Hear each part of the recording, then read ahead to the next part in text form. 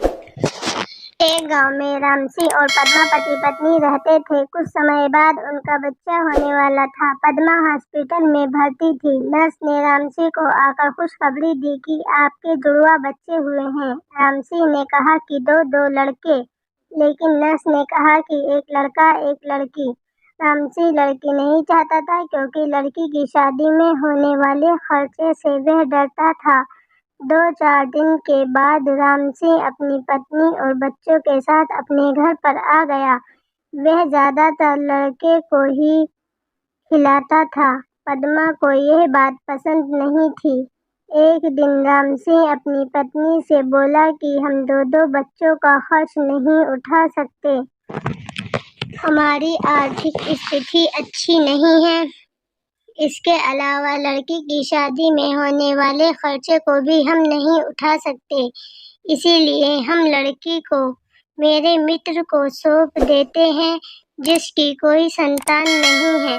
वह हमारी लड़की को हमसे भी अच्छे से पालेगा, क्योंकि वह बहुत अमीर है।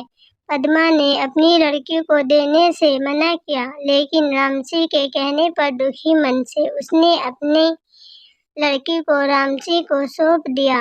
रामसी ने लड़की को अपने मित्र की बीवी को सौंप दिया।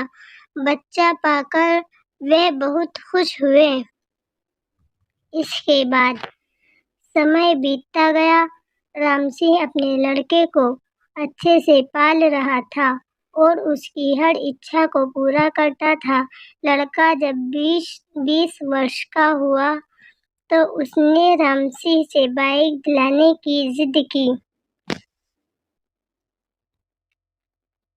रामसी ने अपनी बीवी के गहने बेचकर उसको बाइक दिला दी।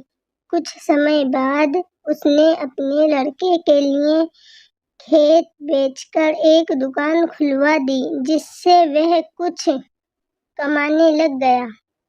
फिर कुछ समय बाद उसकी शादी भी करा दी। शादी के बाद रामसिंह के लड़के का व्यवहार बदल गया।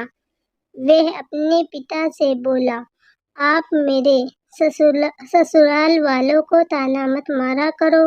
रोज रोज वह किसी बात पर अपने माँ बाप से झगड़ा करता था।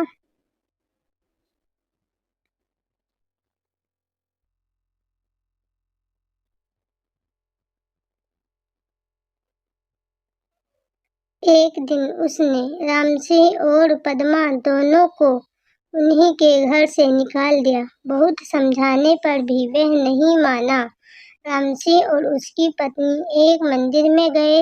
वहां पहुंचकर पद्मा ने रामसी को कहा कि मंदिर का प्रसाद खा लेते हैं। जब प्रसाद ले रहे थे तो वहां पर रामसी के मित्र की पत्नी आ गई। उसने रामसी को पहचान लिया। उसने अपनी उसी बेटी से रामसी को मिलवाते हुए बताया कि ये वही है जिसको आपने 25 वर्ष पहले हमको सौंपा था। आज यह एक डॉक्टर है और वृद्धाश्रम भी चलाती है। रामसी और पद्मा अपनी बेटी से मिलकर बहुत खुश हुए और उसने अपनी सारी बात अपनी बेटी को बताई। इसके बाद वह बोली कि अब आप दोनों मेरे साथ ही रहेंगे।